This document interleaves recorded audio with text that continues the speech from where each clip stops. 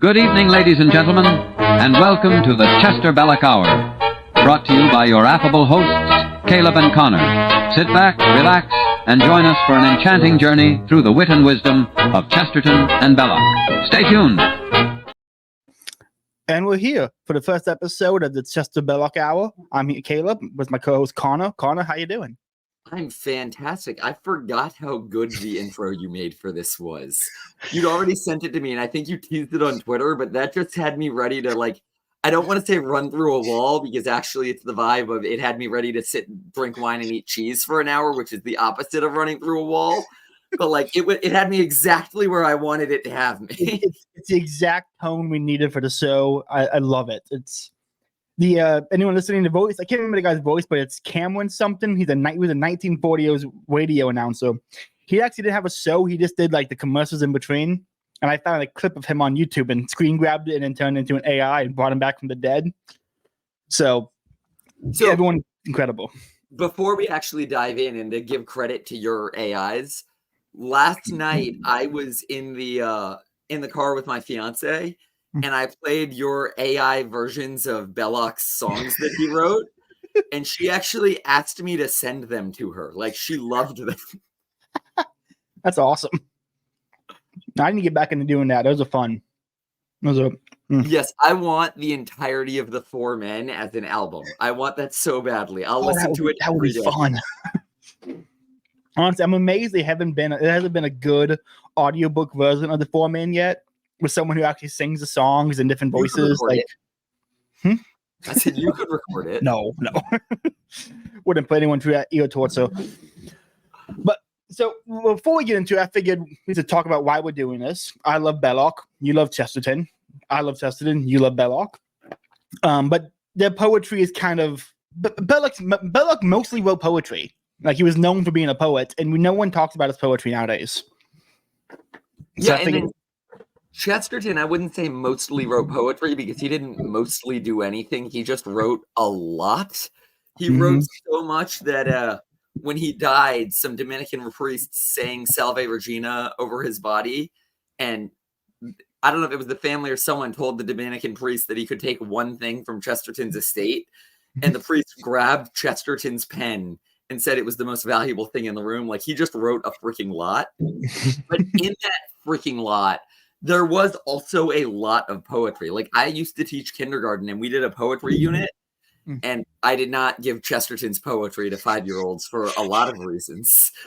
But I did give one of Chesterton's poetry books to our poetry teacher, because people don't realize how much good poetry he has. I feel like it's the same as Belloc. When people think of Belloc, they don't think of his poetry. And if they do, they think of his children's poetry. What's a great verse. His children's verses are like Matilda who told lies and was burned to death is incredible.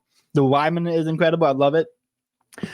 But one of the things with the show was I was talking. I can't remember who I was talking to. I was talking to somebody. And it's not specific to him. It's a very common saying when someone says when you want to get into Shakespeare, you want to get into poetry or public speaking, practice reading poetry. That way you get the hang of speaking and the right rhythm and the tone. And so part of the show is not only introduce the audience back into Belloc and Chesterton poetry, but for us to kind of get a practice at reading poetry and reciting poetry and trying just to be more of a cultured podcast in this politics and racism. So. No, but I agree with that. So I read to my fiance every night, and tonight we're finally finishing the Father Brown stories, and I loved those. But next I'm reading Dante to her, because I'm excited to read poetry out loud. That's how you learn it. Yep. And Dante, and trying to get into Shakespeare, trying to get her to watch Mel Gibson's Hamlet with me, but that's a separate issue. And real quick, speaking of Hamlet, I rewatched yesterday Vezite's version of Hamlet called Omelette. Naturally. And it has one of my favorite jokes is when they're playing Battleship. The king goes, "To be, not to be." Which is... You sent that to me this morning. I actually pulled that up this morning because you sent that to me. That's phenomenal. It's so funny. It's unbelievably good. But so I figured how the show is going to go is I'm going to pick a Belloc poem, then Connor will pick a Chesterton poem, And if we have time by the time we finish talking about the poems, we might try to read one of the sort of essays they wrote, because they both wrote a lot of essays. Yeah. So, without further ado, let's get into this. Connor, do you want to go first? Or you want me to go first? No, you go ahead. You go ahead, because I got to pull mine up anyway. Go ahead. This is Lines to a Dawn by Hilaire Belloc. Remote and ineffectual dawn that dared attack my Chesterton, with poor weapon half impelled, unlearnt, unsteady, hardly held, unworthy for a tiltless man, your quavering and corroded pen, dawn poet bed and worse at table, dawn pence, dawn starved, dawn miserable, dawn stuttering, dawn with roving eyes, dawn nervous, dawn of crudities, dawn clerical, dawn ordinary, dawn self-absorbed and solitary, dawn here and there, dawn epileptic, dawn puffed and empty, dawn deceptic, dawn middle class, dawn sycophant, dawn dull, dawn Brutus, dawn pedantic, dawn hypocritical, dawn bad, dawn furtive, dawn three-quarters mad, dawn since a man must make an end, dawn that will never be my friend. That's the first little bit. Incredible. I want to give some context after that. This is after some dawn attacked Chesterton, Belloc wrote this in response. The dawn remains unnamed, so any dawn that attacked Chesterton could be the brunt of this poem, which I think is incredible. I will say, I recognize that it's criticizing the Don who attacked Chesterton, but if I still had Twitter, Don Middle Class would be my new Twitter handle. It's a great line. Here's the next part. Dawn different from those regal dawns, with hearts of gold and lungs of bronze, who shout and bang and roar and brawl the absolute across the hall, or sail in amply billowing gown, enormous through the scared town, bearing from college to their homes deep cargoes of gigantic tomes. Dawn admirable, dawns of might, uprising on my inward sight, compact of ancient tales and ports, and sleep, and learning of a sort. Dawn English, worthy of the land, dawns rooted, dawns that understand. Good dawns, perpetual that remain, a landmark wailing in the plain, the horizon of my memories, like lords and comfortable trees.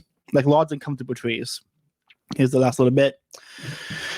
Dawn very much apart from these, thou scapegoat dawn, thou devoted, dawn to thine own damnation quoted, perplexed by thine own trivial name, regarded in my verse to lasting shame, dawn dreadful, rasping dawn and wearing, repose of dawn, dawn past our bearing, dawn the cold and doubtful breast, dawn despicable, dawn of death, dawn nasty, skimpy, silent level, dawn evil, dawn that serves the devil, dawn ugly, that makes 50 lines, this is a canon which confines, a rhymed octosyllabic curse written in lambic verse to 50 lines I never cut. I far prefer to end it, but believe me, I shall soon return.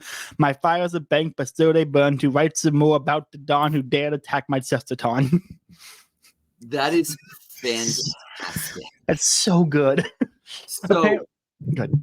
I was gonna say no. Actually, you say your thing first. I'll add in a second. Apparently, what? Apparently, it was a common thing. There were several poets who later became very popular in England who got into poetry by reciting this poem underneath the dawn's windows at Oxford. No way. So they would just go and hide underneath in the bushes underneath the table and would loudly recite the poetry to the dons. To the dons eventually would throw things at him, trying to get him to I can't remember. There's some famous poet who got into poetry because of that. And apparently Belloc had a lot of younger friends on campus. Who would go around reciting his poetry to the dons, and they tried to find the don who attacked Chesterton to read the poetry to him out from his window. That's wild. It's incredible. I think my favorite thing about it, one of the things we say when I go to my Chesterton Society meetings, the guy who runs them always says that it's impossible to read everything Chesterton wrote, but when you give him a quote, he can tell you whether or not Chesterton said it. Because Chesterton, even when he's writing a Father Brown story about a very dark, cruel murder, he says it in this kind of upbeat, whimsical way. He said you just can't find acid in Chesterton's way of writing. Mm-hmm. That's the big difference between him and Belloc. Is that whole poem was acid in his writing, and that's how Chesterton was able to not be acidic. His best friend Belloc was there to let the acid out for him. It was incredible. Oh. I love it. The whole poem. I think maybe bring it back up because we read my favorite line from it. Lines to a dawn. It's at the end when he says, let me find it here. What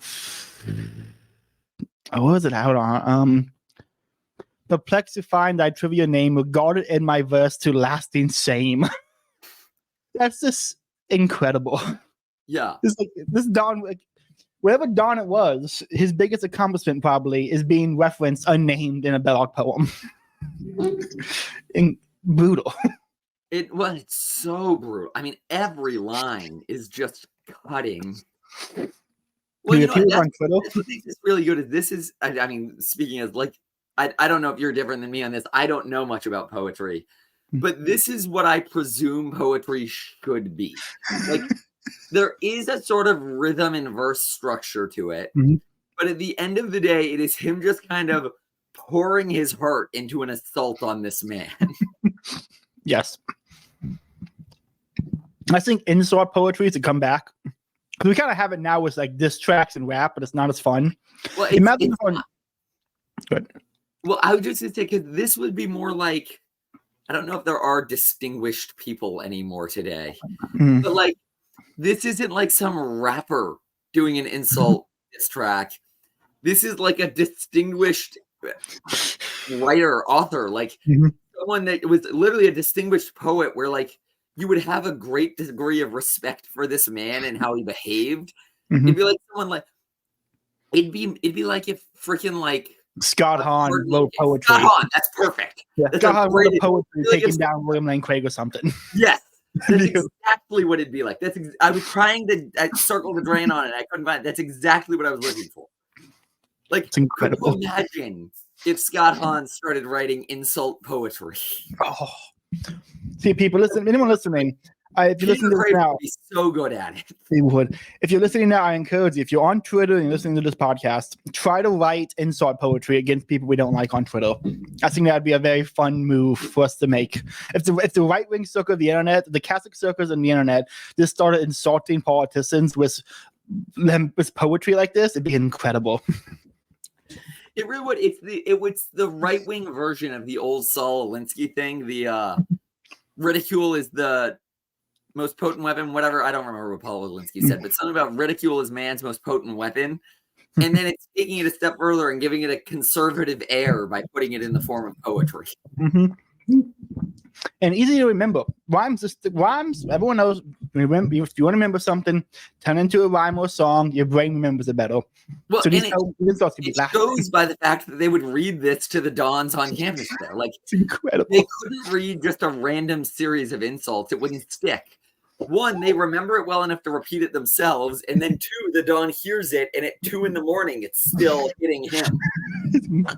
Oh, I love it. And then how much fun would have been? Would it be on campus in England during that time and just start reciting insulting poetry to teachers you don't like?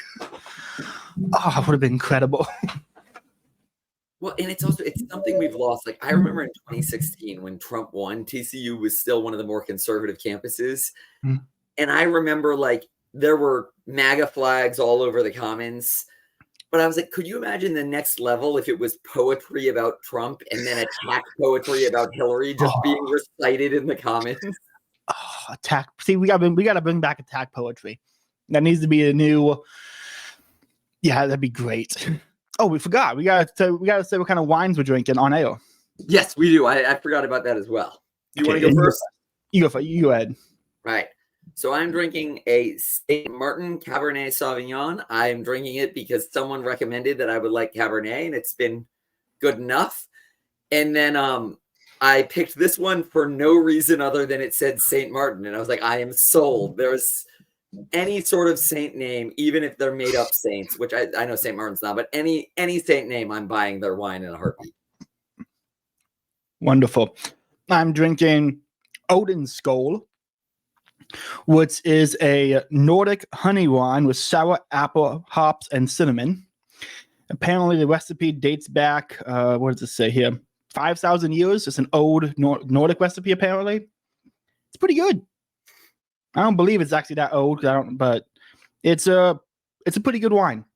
I would say it doesn't taste like a wine. It tastes more like a mead, but and of course, that's gotta be interesting. I gotta say the sour apple and the cinnamon in a wine is very interesting. Yeah. Like that first little swig, it's kind of like it's very bitter, but the moment you swallow, you're like, oh, that's nice. And because later we're gonna be talking about Caesar's little charcuterie board with some salami, grapes, cheese, and Ritz crackers. So we're gonna be fancy on this podcast. We're doing that's what the food at my wedding is gonna be. It's gonna be charcuterie boards. Nice. I love the vibes. A good charcuterie board. I was thinking about this the other day, like basically Lunchables are charcuterie boards. Basically, what? A Lunchable is basically a charcuterie board. Yes, absolutely. The cheese, the crackers, the meat. That's a good lunch. Especially if you get good salami. Okay, but that's my poem. All right, I've got mine ready. All right, so mine, for some context as well, is the dedication to Chesterton's book, The Napoleon of Notting Hill. And Caleb actually taught me this. One of the characters in The Napoleon of Notting Hill, the Napoleon of Notting Hill, that character is based off of Hilaire Belloc. And then he dedicated the book to him and wrote a poem to kick off the book. So it's called To Hilaire Belloc. For every tiny town or place, God made the stars especially. Babies look up with owlish face and see them tangled in a tree. You saw a moon from Sussex down, a Sussex moon untraveled still. I saw a moon that was the town's largest lamp on Campden Hill. Yeah, heaven is everywhere at home, the big blue cap that always fits. And so it is, be calm, they come, to goal at last, my wandering wits. So it is with the heroic thing, they shall not end for the world's end. And though the sullen engines swing, be you not much afraid, my friend. This did not end by Nelson's urn, where an immortal England sits, nor where your tall young men in turn drank death like wine in Austerlitz.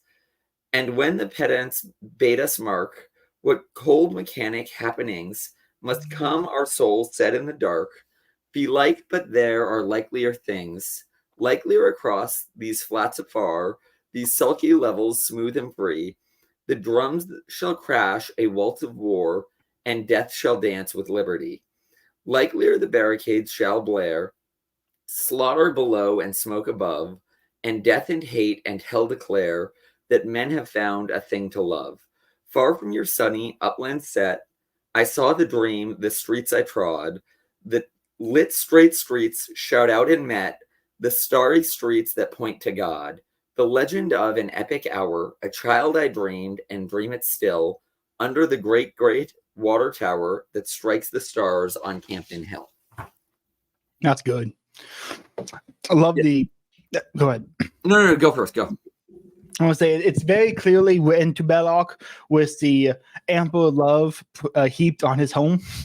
Well, yeah, that's actually what I was about to say. I was like, that was the context I missed. For anyone, I assume someone who's listening to the Chester Belloc Hour has at least a vague grasp of this, but if not, their whole political structure was about localism and about the home and the local. Mm-hmm. And then Belloc's fiction is always a journey home in some way, shape, or form. Like The Four Men is literally a journey home, and then The Path to Rome is a physical journey representing his journey to the Catholic Church. Mm-hmm. So he always writes about these journeys to home. So having this just being pouring down love on home is very Chestertonian and aimed at Belloc, like you said. And then he even talks about Sussex, which is where Belloc is traveling home to in The Four Men. Yeah. And is the background of our video here. It is. If Belloc loved Sussex. I mean, it's you get every opportunity he has to praise his home, he praises it, and it's always beautiful. You read Belloc's praise of his home, and you're like, man, I wish I could write about my home that well. Well, and honestly, so good. One of the best examples of it is if you go to this YouTube channel and pull up Belloc's songs that Caleb has. He wrote a song about Sussex, and it was really a poem, but Caleb had an AI put it to music, and it's beautiful. It's literally all about like, look, there's not that much to be said about Sussex, but at least the girls are pretty and the ale is brown. that's all we need. Like, I'm happy with what I have. It's beautiful. Anyone listening, I definitely recommend this 3 Belloc songs. I have it translated into made into AI on here. I recommend everyone check those out. They're very fun. And going forward, there'll be a lot more AI. A lot more Winged Horse and Pelagian. The Pelagian drinking song. That one.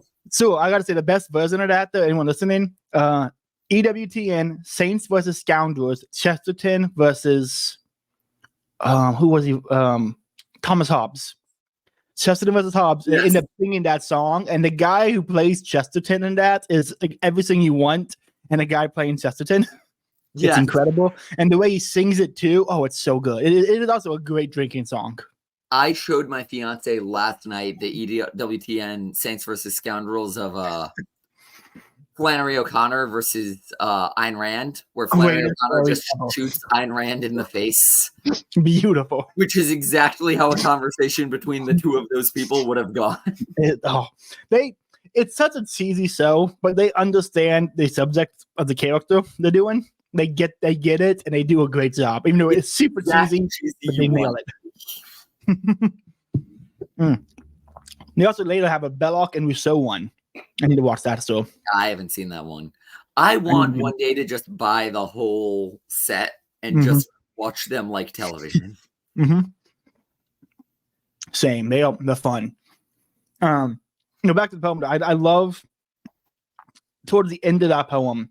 Not only is it like the praising of Belloc and his homeland, it's very it's whimsical, like Chesterton, but it has like a sense of. Do me a favor. What was it called? I want to reread one of the lines. It's called To Hilaire Belloc, but it's the dedication of Napoleon of Notting Hill. So if you Google the dedication of Napoleon of Notting Hill, that should come up. Or Chesterton to Belloc. Either one should bring it up. Okay. Napoleon Notting Hill dedication. Here it is. Here it is. These scully levers, smooth and free, the drums shall crash like waltz of war, and death shall dance with liberty. I love that. Not only is the entire thing like praising his home and praising Belloc and whimsical, it does have that like a dark foreboding over it all, which again matches Belloc's tone. Well, and it also matches the book that this is a introduction for, because have you read Napoleon of Notting Hill? I have not. So Napoleon of Notting Hill, to give the bullet points of it, to give you context of the poem, is that there's whatever land they live in, I don't know if it's England or if it's just some fictional country, but they pick their king by random chance, and the king they pick next is effectively a very whimsical Chestertonian type figure. He's very much just takes everything very lightly, and he takes the whole kingship as a joke. And then the character that Belloc is based on, or that is based on Belloc, is a child who grew up in his reign and took his jokes incredibly seriously as like law and as his life. And Oberon Quinn, who's the more Chestertonian character and is my favorite character in any book of any kind, made every city its own kingdom under his kingship. And that's the world that Belloc, that the character based off of Belloc is growing up in. And he grows up in Notting Hill and takes his kingdom and his Notting Hill kingdom so seriously that he launches what can't be described as anything else other than like a distributism, localism war. And he goes to war with the neighboring cities out of local pride. So when you read that line that you just pulled, that dark foreboding, not only is it very Bellocian, it also is pointing to that war that Belloc's character is going to launch later in the book. I need to read it. It's so good. I need to read it. Only Chesterton fiction I've read was The Ball and the Cross, which is one of my favorite fictional books. So what about Thurston? Oh yeah, Man Who Says It. That's another good one. That one's an acid trip, though. I don't understand that one. It absolutely is. But I was just going to be shocked that you had read Chesterton fiction and Man Who Was Thursday was not something you'd read. No, That's I read that one. The book everyone reads. And I read a few Father Brown stories, but I need to go. Father Brown. My fiance and I are actually going as Father Brown and Flambeau for Halloween next month. That's awesome. She's a redhead and she's tall, so she's Flambeau. Like I say, BBC. Also, hold on. This is not necessarily related to his poetry, but this is the Chester Belloc Hour, and this is about Chesterton. Best thing about Chesterton was his love for his wife. Chesterton's wife explicitly told him not to write about her, claiming that you're so over the top when you talk about me that if you write something that includes me, you'll only write about me, and it's too important that you write about the other things. So Chesterton, with that in mind, makes like every third character in the Father Brown stories a redhead because his wife had red hair and he wasn't allowed to write about her. That's awesome. Dude, I feel like we should have mentioned this before, but Chesterton and Belloc's friendship wasn't just some professional friendship, where they were like professional colleagues or something. Like they were over to the houses all the time. Chesterton, I think, was the godfather of one of Belloc's kids. One of the kids was named after Chesterton, I believe. Apparently, Belloc's daughter in her diary wrote about how Chesterton would crawl around the floor and like carry them on the back and give them piggyback rides around the farm. Which I can immediately picture that, Well, it really is like their friendship is that of drinking buddies who both accidentally became renowned writers. Yes. Oh, their friendship is great. It's up there with people talk about C.S. Lewis and Tolkien's friendship. Their friendship fell apart, sadly. I like the stories of Chesterton and Belloc way more than Tolkien and C.S. Lewis, with all due credit to them, and not to mention the fact that C.S. Lewis converted because of, at least claimed to have converted largely in part because of Chesterton's orthodoxy, and Tolkien read a lot of Chesterton. There is no Tolkien C.S. Lewis friendship without the Chesterton Belloc friendship. And apparently there's a few hints that Tolkien was a big fan of Belloc's poetry. Like he read Belloc's poetry a couple of times apparently. Yeah. Joseph Pierce writes about that. If you read his his book about Lord of the Rings, I think it's Frodo's Journey or something. But he talks about that a lot, about Tolkien's hints in the Lord of the Rings that point to Chesterton. And poetry is a lot of them. The Sire is basically just the localist dream. Yeah. It is. Which is why it makes this cute. It's honestly my biggest complaint was after having finally finished Lord of the Rings, and took me 15 years to finally finish the books. I gotta say, the movies, I still love them. The Scourging of the Sire should have been in the films. Well, it should have been in the movie. I'll always understand why they're not in the films, because I do get that when the ring is destroyed, that's a comfortable ending point, and the movie was already over 3 hours. Yeah. So, like, I get cutting it, but it should have been in the film for so many reasons. And this is Chester Belloc an hour enough. I'm keeping on this for a second. One, it's such a important point, and it's one of Tolkien's most important points he wants to get in there. He's criticizing state socialism. He's also criticizing industrialism.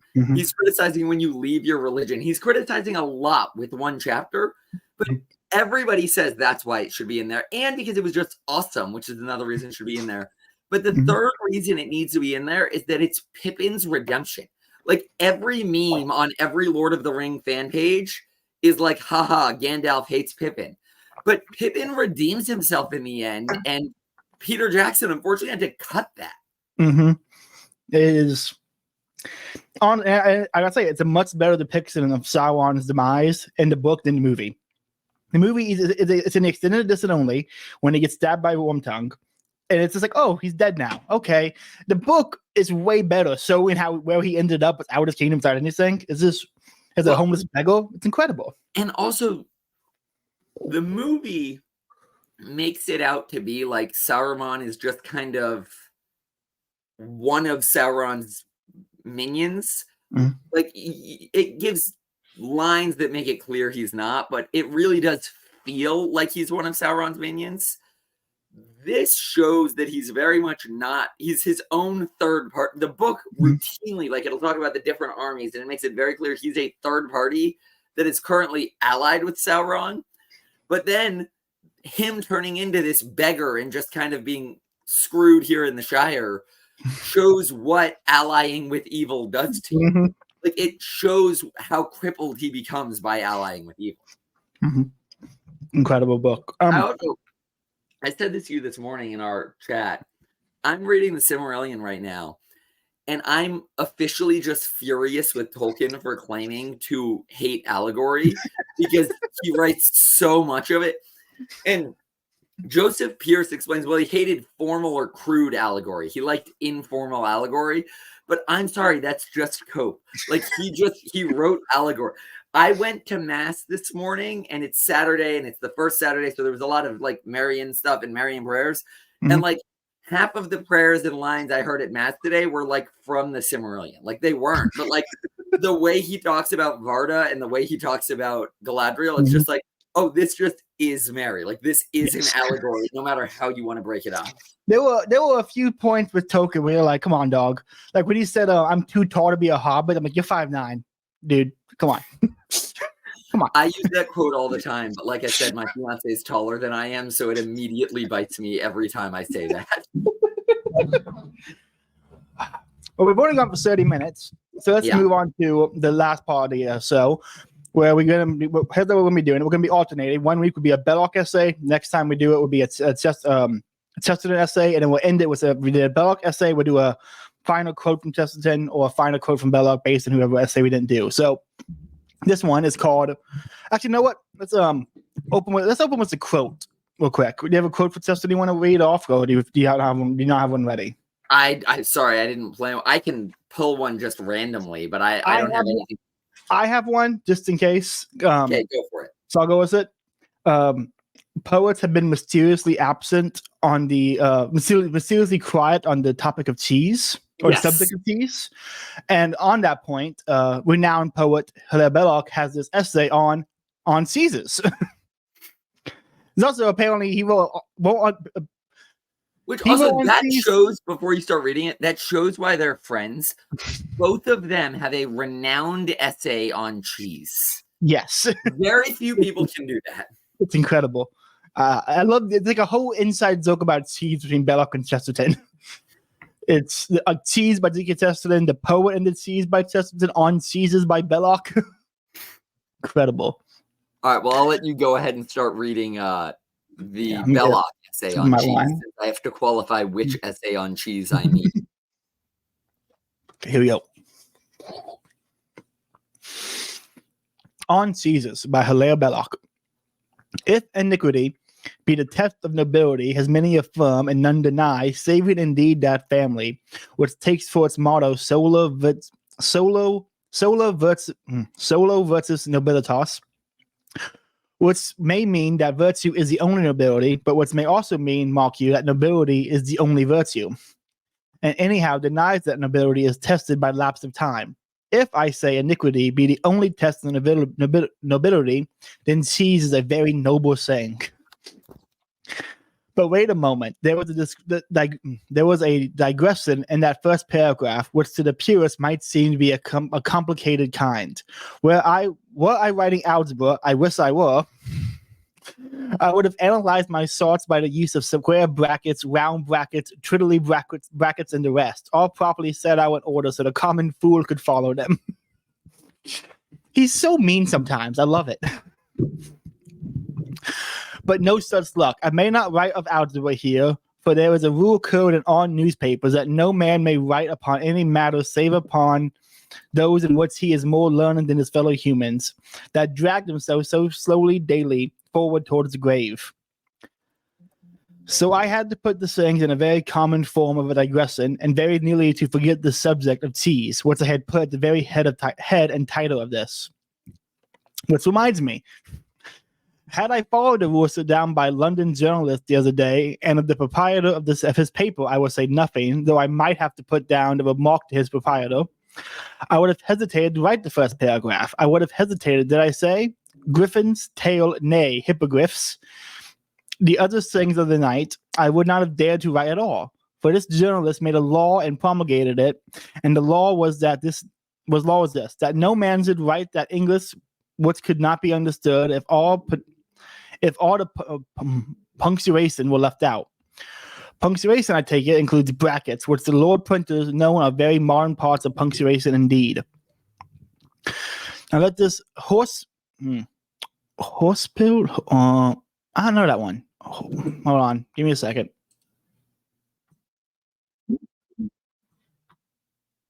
Wow, even Speechify can't do this one. What's the word? HORRIPILISED. HORRIPILASED.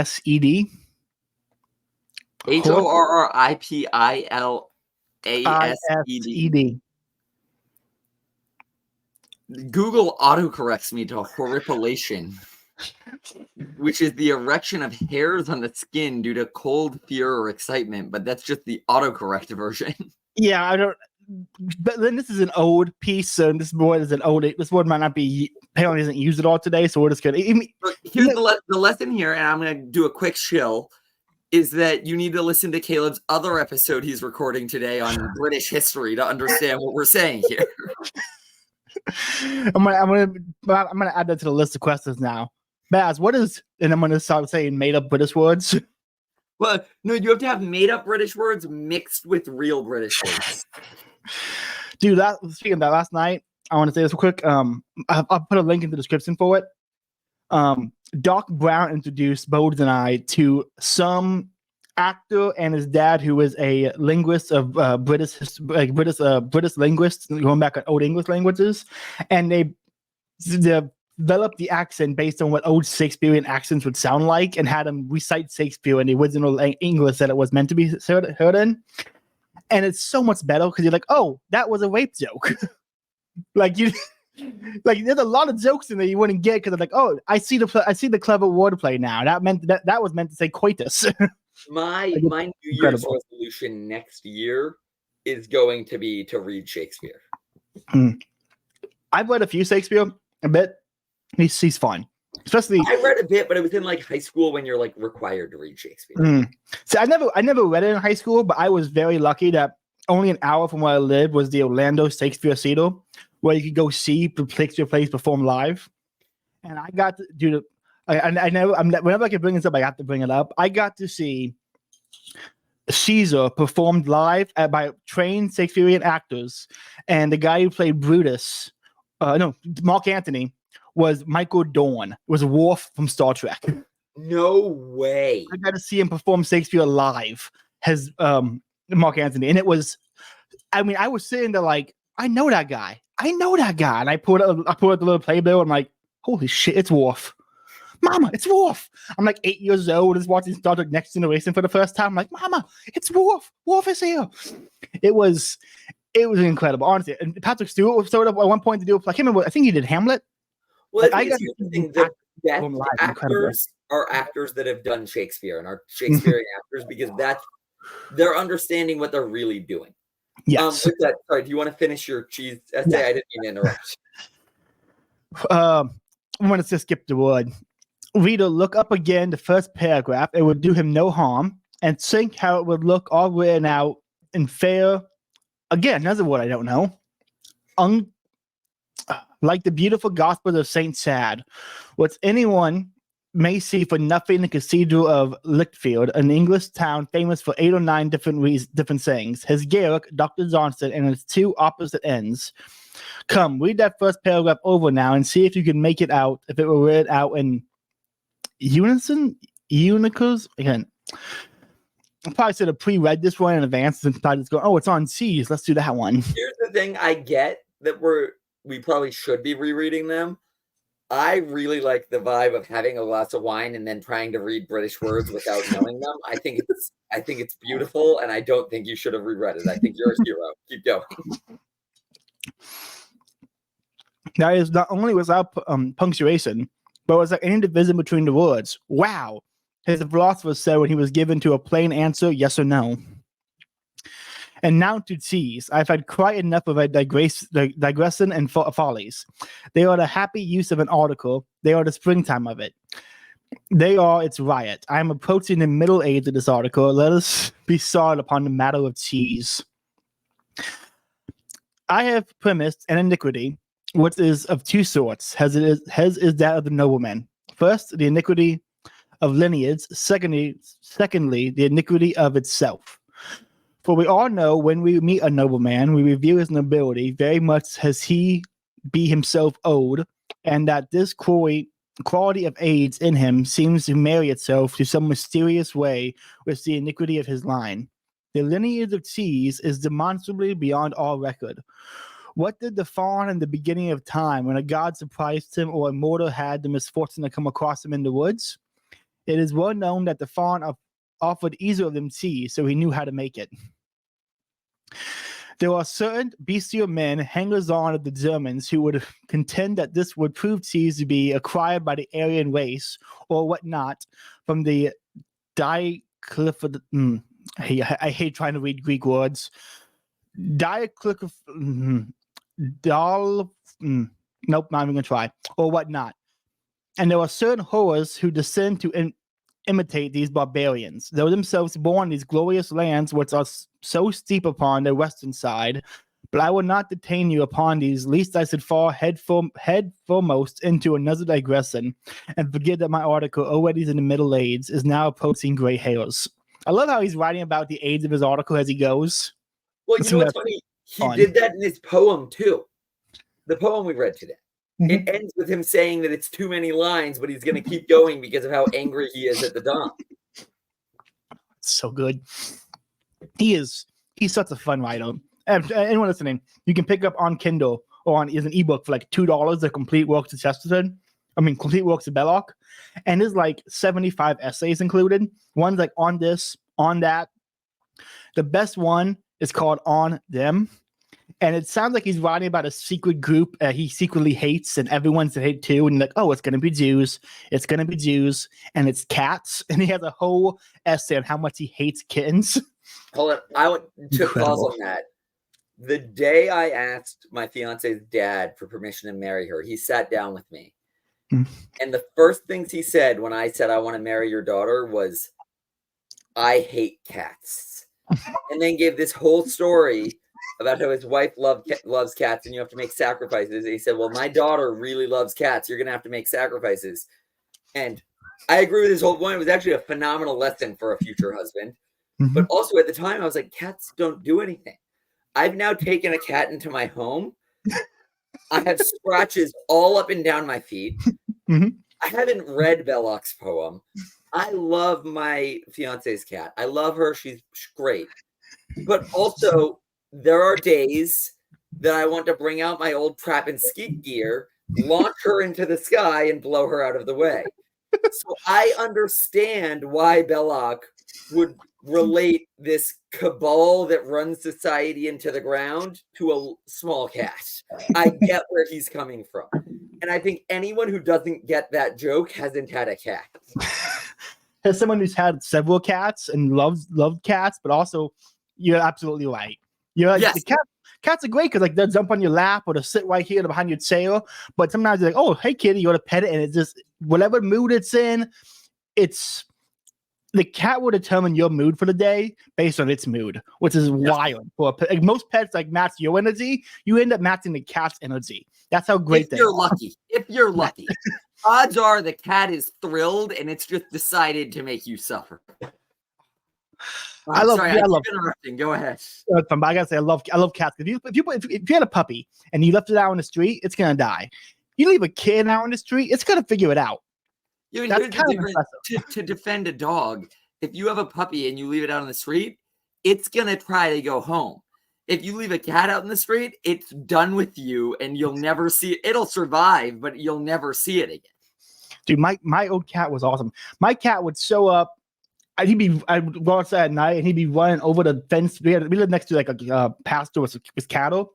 he'd come running over the fence with coyotes chasing it. Like he would just be out there. He'd come back with scratches on him. He had guts hanging out at one point. He had to go take him to the vet to get sewn back together. He was just fucking up everything. Well, I like to believe somewhere out there, Cato is listening to this, appreciating our cat talk. Let's get back to it. Yes. At any rate, cheese is very old. It is beyond written languages. Whether it is older than butter has been exhaustively discussed by several learned men, to whom I do not send you, because that road towards them leads elsewhere. It is the universal opinion of all most accustomed to weigh evidence, and in these I very properly include not only such political hacks as are already upon the bench, but sweepingly every single lawyer in Parliament, since any one of them may tomorrow be a judge, that milk is older than cheese, and that man that had the use of milk before he cunningly devised the trick of squeezing it into a press and sacrificing something of its sweetness, endowed it with some sort of immortality. The story of all this is Paris. Do not believe any man who professes to give it to you. If he tells you some legend of a god who taught the wheat-eating race of the Ploggers and the lords to make cheese, tell him such tales are true symbols, but symbols only. If he tells you that cheese was an evolution and a development, then bring up your guns, open on the fellow and sweep his intolerable lack of intelligence from the earth. Ask him if he discovers reality to be a function of time and being to hide in clockwork. Keep him on the hope with an ironclad. With ironical comments upon how it may be that the environment can act upon will, where will can do nothing with environment, whose proper name is mud. Pester the providential run him off the field. But about cheese, its noble iniquity breeds it to a noble diffusion. The happy Christendom of ours, which is just now suffering from an indigestion and needs a doctor, but having also a complication of insomnia, cannot recollect its name, has been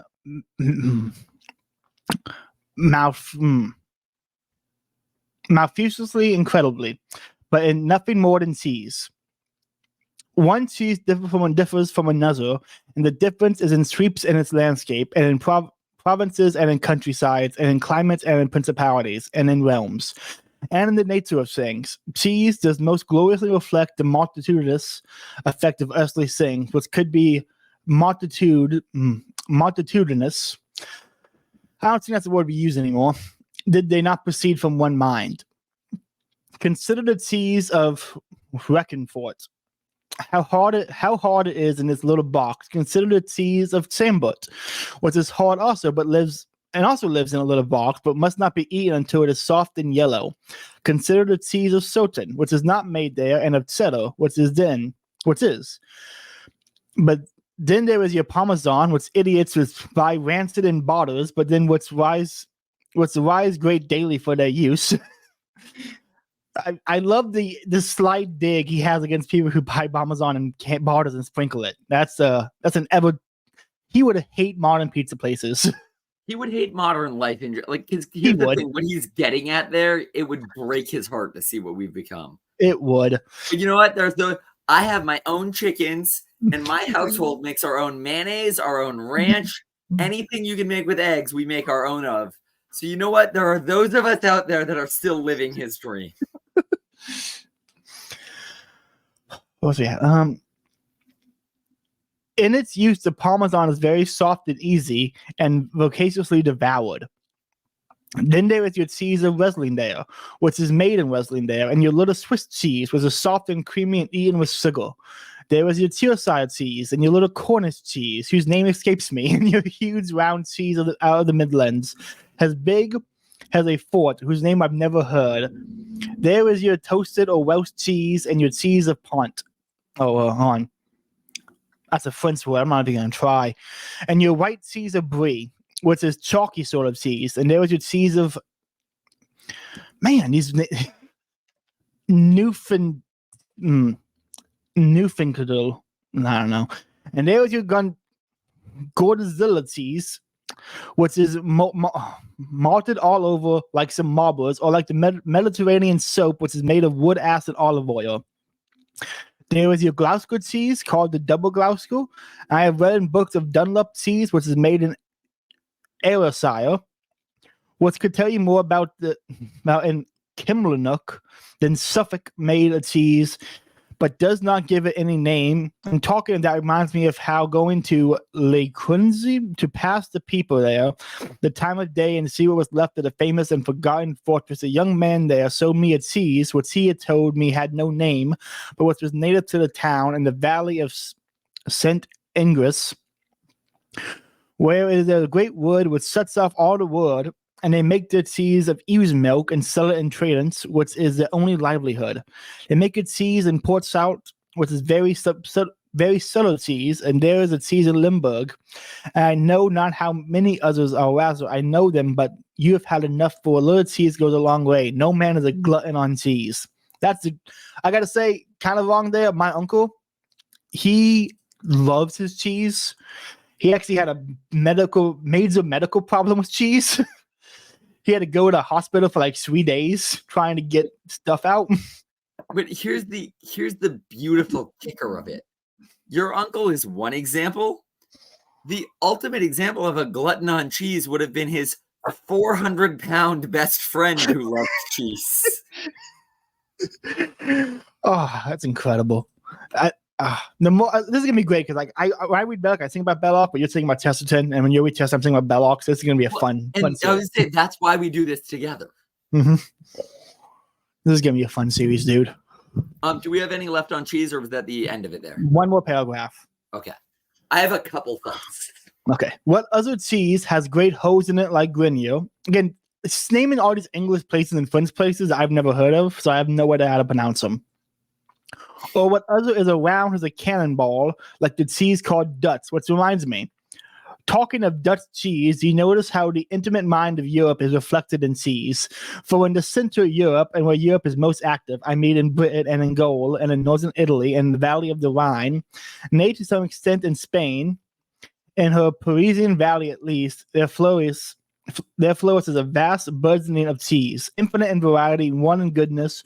But as Europe fades away under the African wound which Spain suffered of the eastern barbarism of the Elbe, what happens to cheese? It becomes very flat and similar. You can quote six cheeses, perhaps with the public power of Christendom has founded outside the limits of its ancient empire.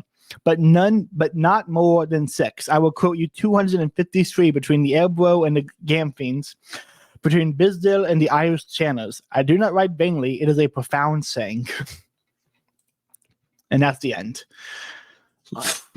I have two comments. Go ahead. My first one, my favorite thing in that whole thing is the cheese being presented to man by the fawn. Because here's the thing. You think of that, like, I remember when I was growing up and like iFunny was the only source of memes, and it was all of the memes were the 20 memes you got 3 times a day then, back in my ancient days. But back then you'd see like that dumb joke that wasn't even funny then and certainly isn't funny now, of like, oh man, a man discovered milk and cheese because who looked at a cow and thought, oh, I could grab that. And look, in reality, that may or may not have been how it was discovered. But I think it is at least as likely that a fawn presented man with cheese. Yeah. Because here's the thing. Cheese built Western civilization. The Catholic Church built Western civilization, but cheese kind of built the Catholic Church. Like, there's a lot of, like, having a glass of wine and a cheese was such an element of Christendom. Mm-hmm. To look at something that beautiful and say, no, it wasn't an idiot grabbing a cow's udder. A fawn gave it to us mere mortals who couldn't understand it ourselves. There's a beauty in describing it that way. I love that. And it reminds me of, again, I'm reading the Silmarillion of Arome with the elves when he first finds them and he takes them under his wing. Like, there's something to that of like, here, the fawn just came and presented us with cheese because we as a civilization needed cheese. Mm-hmm. No, there is something beauty in the symbol that some otherworldly creature had to bring cheese to humankind. I absolutely love that. Cheese, bread, wine, and beer. Absolutely. Mm-hmm. All 4 of them, I believe, that a fawn would have given to us. I feel like But little I know of fawns comes from Narnia, and that seems something like very much like Mr. Tumnus would do. Yes, absolutely. You're telling me Mr. Tumnus steps through the other way and comes out of the wardrobe and discovers a world that does not have cheese. You're telling me Mr. Tumnus does not give them cheese? No, you're lying to me if you're telling me that. That's his mission, to bring cheese, bread, and beer to civilization. Absolutely, 100%. Man, this is gonna be a fun series. So I don't have. Go ahead. No, I was just gonna say it's gonna be so fun. You don't have a way. I don't have a poem picked out for next week or an essay yet.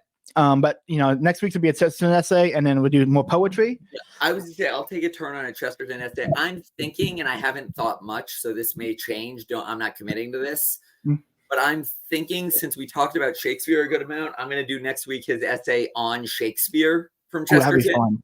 So I'm thinking I'll do that, and then I'll look into his poetry. Well, when we first had this idea, I thought there'd have to be a strand drawing them together, and like today as an intro. Chesterton's poem on Belloc and Belloc's poem on Chesterton made sense. I don't think there needs to be a strand drawing them together. I think it's just going to be fun. Oh, yeah. And they're so similar, you can find connections, I feel like. we're going to have no problem finding connections. Oh, I agree. Well, and that's the thing is Chesterton and Belloc wrote especially Chesterton wrote so paradoxically, and they both wrote with such so much in one poem that there were always connections. Oh, yeah. Before we wrap up, I know I wanted to wrap up on the Chesterton prayer and you on the Fulton Sheen prayer. I don't know if you have that ready. But before we do that, as of this recording, the Frogs play tonight. And out of love for me, you have to root for the Frogs. And then as of this recording, in 1 hour, Notre Dame plays. And out of love for Mary, you have to root for Notre Dame. No one listening will have heard this, but I hope that will get to someone before next week. I'm going to try to edit and upload it today. Hopefully it'll be up tonight. Yeah, but game's in 30 minutes and you won't do it that fast. Or an hour or whatever. I got to record with Baz in 30 minutes. So I don't have the Poe Scene one, but I do have the one for, I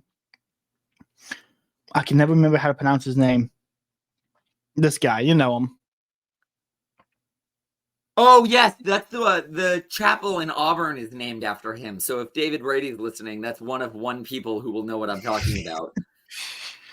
Perfect. Well, I'll pray this one, and then you can pray that one, and then we'll call it if that sounds good to you. Works for me. All right. In nomine Patri et Filii et Spiritus Sancti.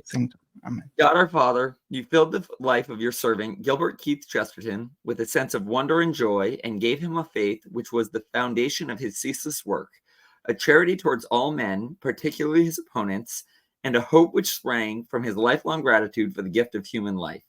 May his innocence in his laughter, his constancy in fighting for the Christian faith in a world losing belief, his lifelong devotion to the Blessed Virgin Mary, and his love for all men, especially for the poor, bring cheerfulness to those in despair, conviction and warmth to lukewarm believers, and the knowledge of God to those without faith. We beg you to grant the favors we ask through his intercession, so that his holiness may be recognized by all, and the church may proclaim him blessed. We ask this through Christ our Lord. Amen. Amen. O merciful God, who through the perils of your word, destined to preserve by your grace your servant, Pierre, pure of heart and ardent of charity, listen, we ask you to our prayers, and if it is by your design that he be glorified by the church, so was your will, granting us the graces we ask for you through this intercession by the merit of Jesus Christ our Lord. Amen. Amen. I have to mumble the Latin because I'm not great at it yet. You don't have to do the Latin. I really like the Latin, so I pray it that way. But if you ended it in English, God actually speaks both languages. I like the Latin, and I'm trying to get better at it, but it's that last little bit of it I can never get. I find out how Catholic I am when I reference Latin to my fiance who is not Catholic, and I realize that I just know these things because I'm Catholic. That cradle Catholic knowledge of Latin. I know, yeah. I'm sorry to all you converts out there who didn't simply know Latin when they were born. All right, well, on that note, you got to record, and we are literally right at 1 hour, so it is the Chester Belloc hour exactly. Perfect. I think we're good to go.